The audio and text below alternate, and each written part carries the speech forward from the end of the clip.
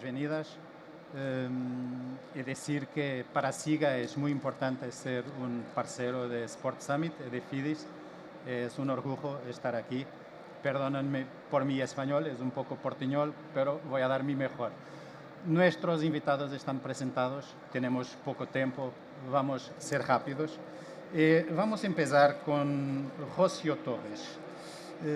Desde tu rol en el Atlético de Madrid, ¿cómo se está integrando la sostenibilidad en la gestión global del club para que no sea apenas una imagen que se transmite, sea algo real?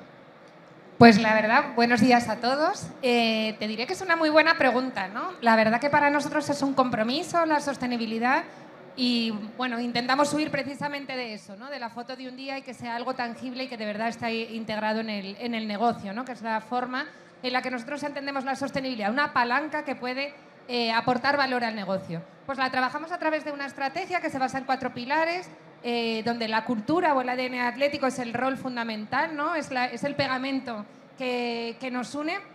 Luego tenemos la parte, por supuesto, social, que para nosotros es muy relevante, pues donde pues, nuestros socios y los empleados son actores fundamentales.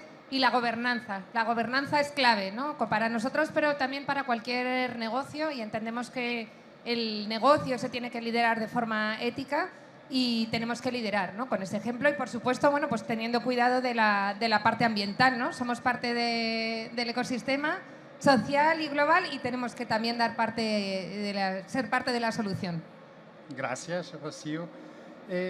Filippo, la UEFA ha asumido un papel de liderazgo al establecer una estrategia de sostenibilidad hasta 2030. ¿Puedes explicar un poco aquí cuáles son los pilares principales de esta estrategia? Bueno, antes de todo, buenos días a todos. Gracias a los organizadores por la posibilidad de estar aquí con ustedes y compartir un poco la visión, pero también las acciones alrededor de la sostenibilidad social y ambiental, no la financiera, sobre el aspecto E y S y un poco de G alrededor de cómo nos acercamos a este tema.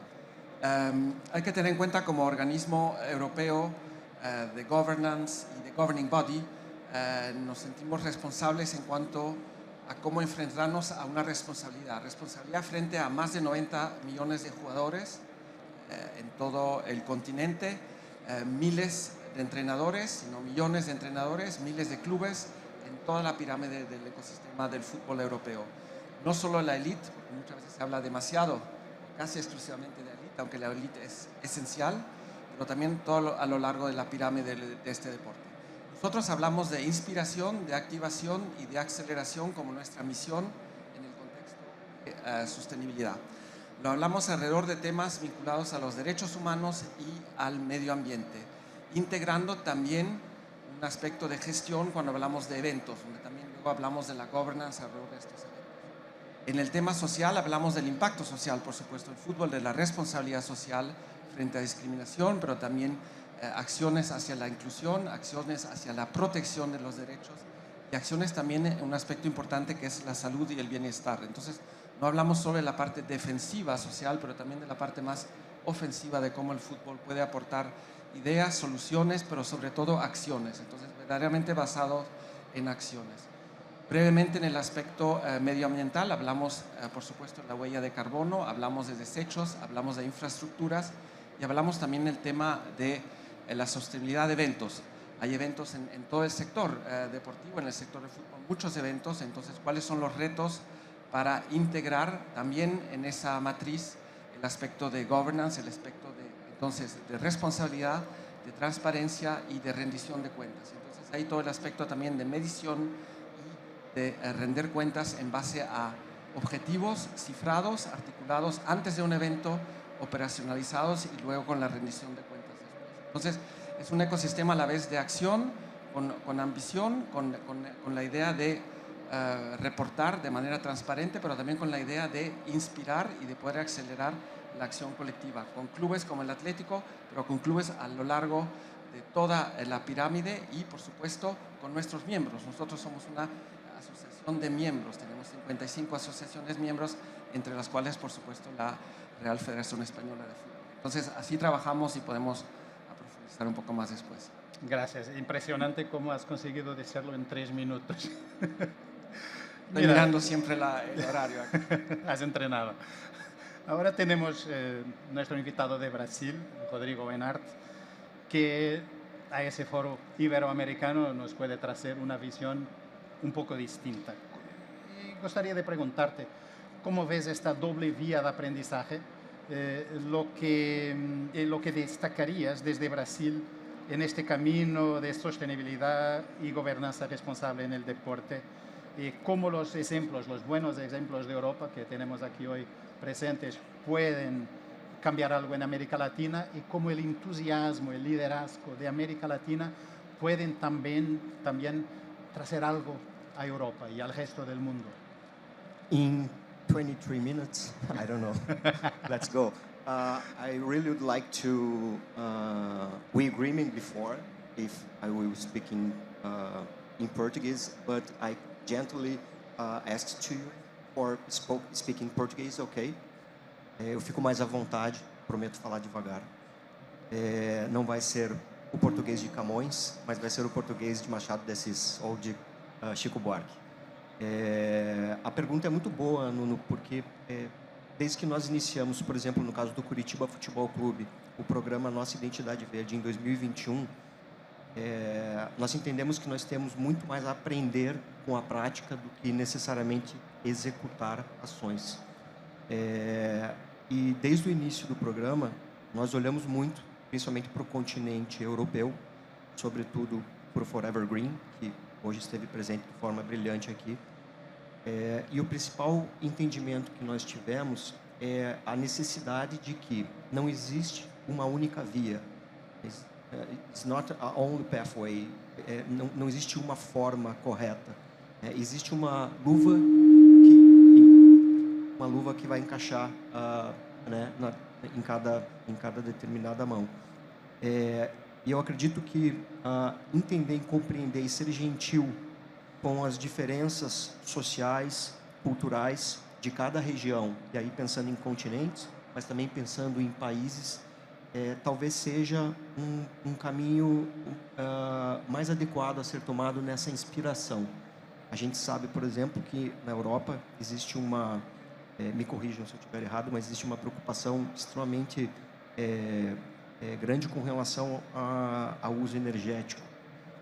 Não que essa preocupação não aconteça na América do Sul e no Brasil, mas para nós ainda, nós passamos por uma revolução da gestão de resíduos, que eu vejo que aqui me parece mais evoluída. Então, eu acho que a principal lição que a gente traz é exatamente essa, é entender que não existe um caminho único nessa caminhada, nessa trajetória que nós estamos iniciando do esporte e da sustentabilidade.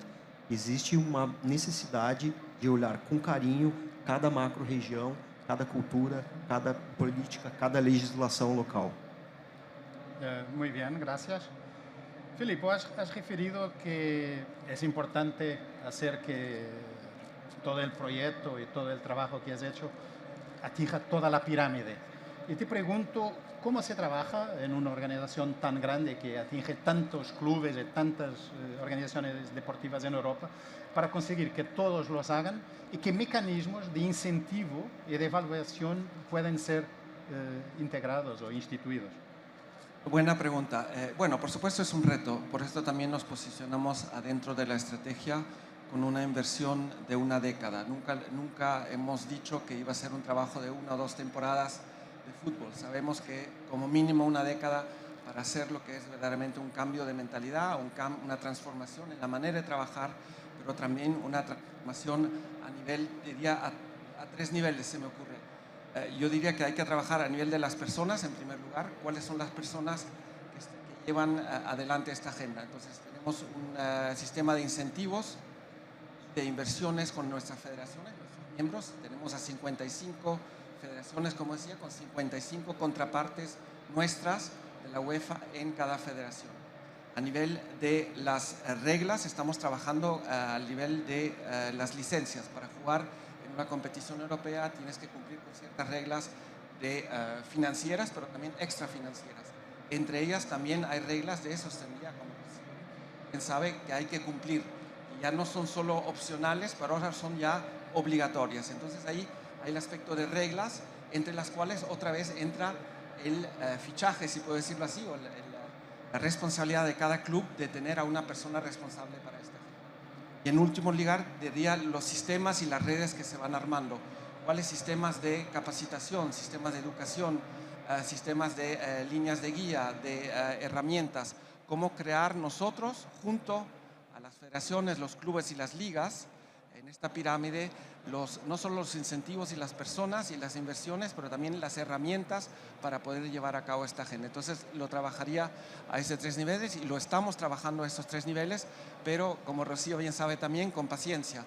Estamos haciendo cambios que no se van a dar en una semana o en un mes. Estamos cambiando lentamente a todos los niveles la mentalidad, la manera de trabajar, pero también los sistemas. Y eso necesita paciencia, también resiliencia y mucha inversión también de convicción personal a lo largo de toda la organización. No es solo la área de sostenibilidad que lleva esta agenda, tiene que llevársela toda la organización. Perfecto, gracias. Has hablado de algo muy importante, que es eso de crear reglas. En SIGA nosotros estamos de hablar de estándares universales, son reglas también. Rodrigo, como presidente del Comité Permanente de Medio Ambiente, Sostenibilidad y Responsabilidad Social de SIGA Latinoamérica, has estado directamente involucrado en el anuncio del manifiesto por el deporte sostenible. Gustaría que hablases un poco de eso y de cómo, como ha Emanuel referido hoy, cuál será el impacto que eso tendrá en la creación de los estándares universales que esperamos vamos a entregarlos antes del final del año civil. Antes de falar pouquinho do manifesto e também dos standards, eu gostaria de referenciar que a iniciativa da UEFA é desenvolver essas regras, né, essas indicações e sugestões, ela já é uma inspiração, né, não só para o Brasil em si, mas para o próprio standards da SIGA, porque particularmente eu acredito muito na ferramenta da legislação não só pública, mas também da legislação privada, e a UEFA, a FIFA, a CBF, a Conmebol, elas exercem um papel de formação de legislação privada. Então, eu acredito muito também nessa ferramenta. Relativo ao esforço que a gente faz, que nós fazemos de forma contínua no Comitê de Sustentabilidade da SIGA, o ano passado foi lançado o manifesto da SIGA, que, como já dito aqui anteriormente, ele é um chamado à ação, e eu acredito que essa expressão, chamar para ação, ela é muito recorrente naquilo que a gente faz nessas plataformas e nessa agenda.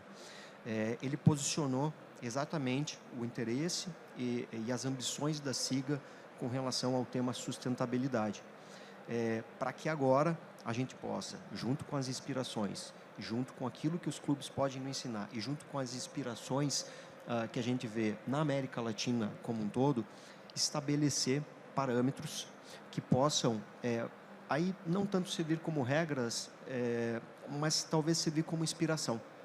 Acredito que a adesão a standards como os da SIGA tem muito esse papel e essa função. É claro que executar um papel de primor na gestão, mas também inspirar. Também fazer com que os clubes, as organizações esportivas da indústria esportiva percebam aquilo como um elemento, uma ferramenta de gestão. Gracias, Rodrigo. Rocío, fica desde ya una invitación para que Atlético pueda ser el primer club en Europa a adoptar los estándares universales de integridad en el deporte sostenible y que sea un pionero también en esta área. Gustaría de preguntarte ahora algo, que es los clubes de fútbol, y no solo tiene una influencia mucho más allá que la deportiva, influencia social, de influenciar a las personas para las buenas acciones. Gustaría de preguntarte si como responsable por esta área sientes que los clubes pueden actuar solos, hacer todo como entienden, o si por contrario debería haber mecanismos de eficiencia y de verificación que pudieran decir que todo estaba siendo cumplido. Pues yo creo que es bastante importante, la verdad, que haya esos mecanismos de verificación, ¿no? Yo creo que, como ha comentado Filippo, también tiene que haber un motor tractor UEFA, bueno, pues con estos requerimientos que hay para la inscripción en las competiciones, creo que lo está consiguiendo, ¿no? Y nos estamos movilizando todos los clubes, pues desde teniendo una persona responsable, diseñando una estrategia, pero ya esta temporada yendo un poquito más allá, ¿no? En teniendo objetivos, estableciendo metas, ¿no? Demostrando que realmente estamos integrando y estamos haciendo, ¿no? Y yo creo que eso es fundamental. Respecto a los estándares o las certificaciones, pues creo que también es muy importante. Nosotros, en nuestro caso, esta temporada hemos apostado muchísimo por ello. Entendemos que la sostenibilidad dentro de un club de fútbol tiene que ir por no tener una infraestructura que es sostenible, hacer una gestión que sea sostenible y que además ese trabajo que hacemos sea para todos, ¿no? Estamos esperando a recibir en los próximos días la certificación del estadio y nuestra ciudad de deporte de Alcalá bajo la certificación BREEAM, que mide las infraestructuras sostenibles. En la parte de los procesos, cómo nosotros operamos esas infraestructuras. Este año hemos apostado también por la ISO del Sistema de Gestión Ambiental 14001 y la 20121 de eventos sostenibles, ¿no? Como comentaba Filippo, eso es algo fundamental. Nosotros, en realidad, aparte del fútbol, organizamos más de 300 eventos, ¿no? En nuestro estadio a lo largo del año y queremos asegurar que se hacen de esa manera. Y luego, muy importante también, que todo lo que hacemos sea para todas las personas, ¿no? También Accessibol nos ha reconocido con su certificado Champions Access, que no solo mide la accesibilidad de la infraestructura, sino que también cómo acogemos, ¿no? a todo ese colectivo, ¿no? Cómo pues, ¿no? reconoce, ¿no? a la persona que tenemos dedicada para todos los temas de accesibilidad, de atención a personas con discapacidad, servicios que ponemos ¿no? a su disposición y, bueno, cómo vamos integrando además nuevas tecnologías para posibilitar esa integración, ¿no? Pero yo creo que el que haya un estándar que nos permita medir también cómo es nuestro desempeño, no por competir, ¿no? Que estamos en el mundo del deporte y, por supuesto, nos encanta ser los primeros, pero como hoja de ruta, ¿no? Para saber por dónde tenemos que mejorar y cuál tiene que ser nuestro camino, yo creo que es algo muy importante. Gracias. Rodrigo, yo he estado en los Juegos Olímpicos de Río de Janeiro en 2016 y he entendido la preocupación en Brasil, en América Latina, con el medio ambiente, algo muy importante, desde luego, desde lo animal que ha sido escogido como mascote. ¿Cómo podemos avanzar hacia modelos de gobernanza que sean no solo transparentes, pero también profundamente comprometidos con la sostenibilidad y la inclusión social? Ótima pergunta, mas delicada, porque talvez eu tenha que opinar sobre a real preocupação de nós brasileiros com o meio ambiente. E ela existe, mas infelizmente, e aí a minha opinião, por favor, ela é um pouco abalada naquilo que a gente vê na prática, em termos de sustentabilidade geral, não só apenas na ambiental, mas geral. Haja visto alguns problemas que nós passamos. Mas vamos focar no genérico.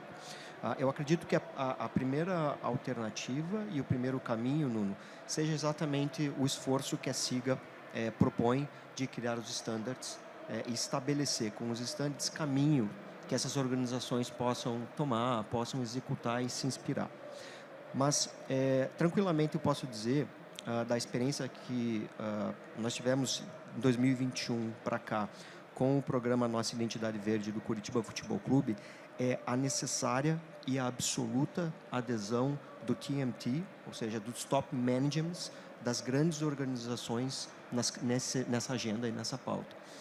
No caso brasileiro, em específico, se isso não acontecer, os gestores, aqueles middle managers, mas aqueles que executam e colocam em prática os planejamentos estratégicos, eles não vão ter sucesso. É muito necessário que as lideranças brasileiras dos clubes, federações e demais organizações adotem isso como um modelo de negócio, como uma parte essencial do business esportivo. Ok, gracias. Rocío, antes de más, para sí o para no, y después vamos a desenvolver. Desde la experiencia concreta de club, de Atlético, ¿crees que los modelos actuales de gobernanza deportiva reflejan suficientemente el compromiso con la sostenibilidad y responsabilidad social? Pues no creo que pueda decirte un sí o un no, me lo pones muy complicado. Yo creo que sobre todo hay que mirar lo que es la tendencia positiva y yo creo que sí que estamos en ello. ¿no? Como decía, yo creo que hay diversos organismos, aparte del convencimiento de la propia industria de que esto es necesario. O sea, que me voy a decantar por un sí. La pregunta continúa. Tradicionalmente, cuando hablamos de integridad y de deporte, pensamos en la lucha contra la corrupción, las apuestas ilegales, la buena gobernanza, la diversidad, inclusión, equidad de género.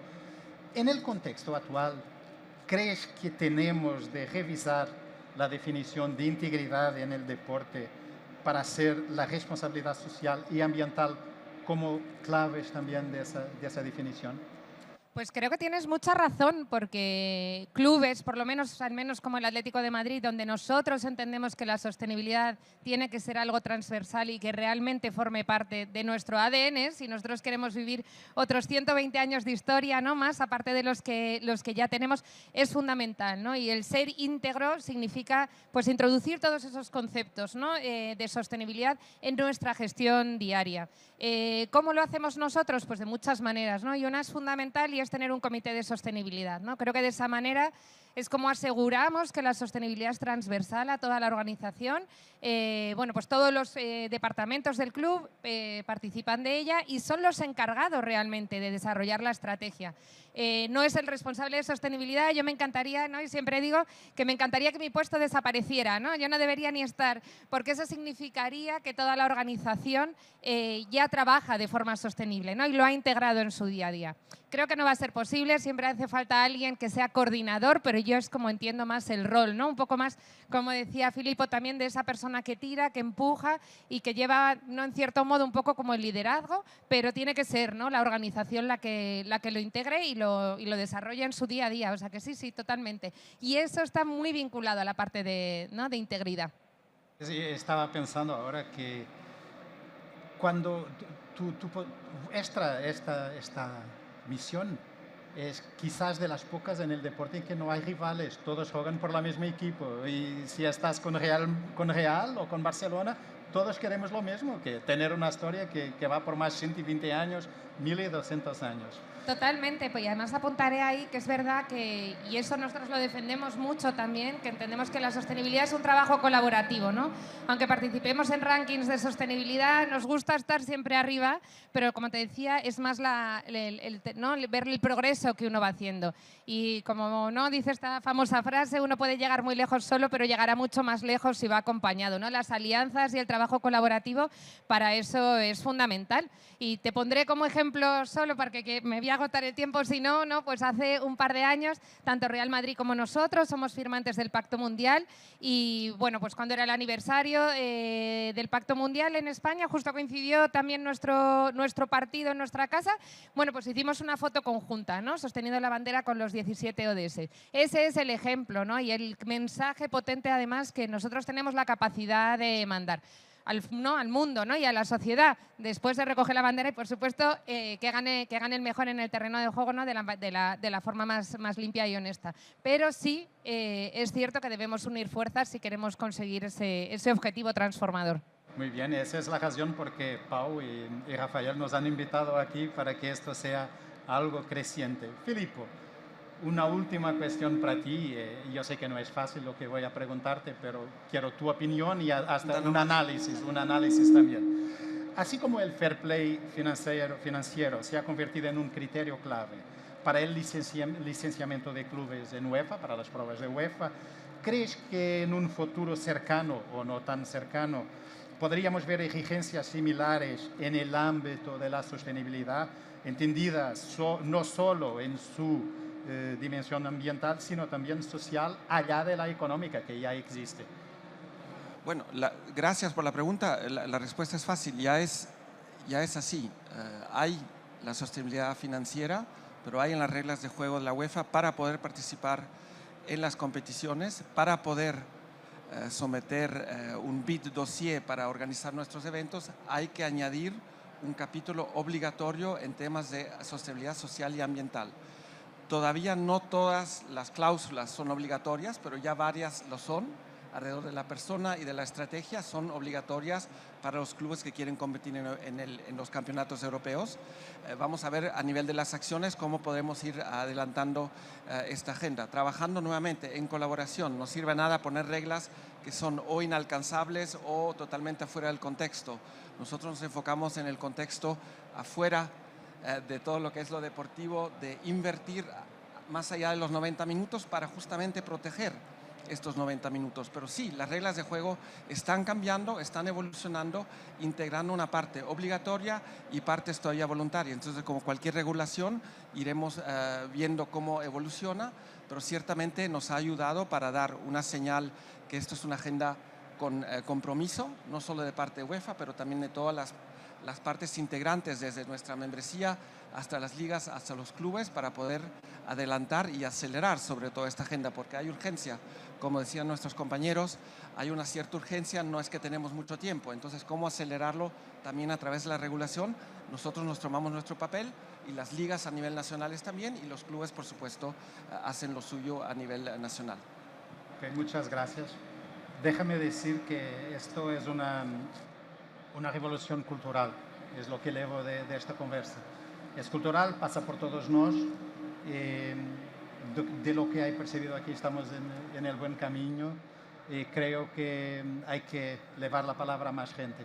Quiero también daros una última palabra para decir, vosotros han sido brillantes porque hemos conseguido discutir esto en menos de 30 minutos y una salva de palmas para vosotros.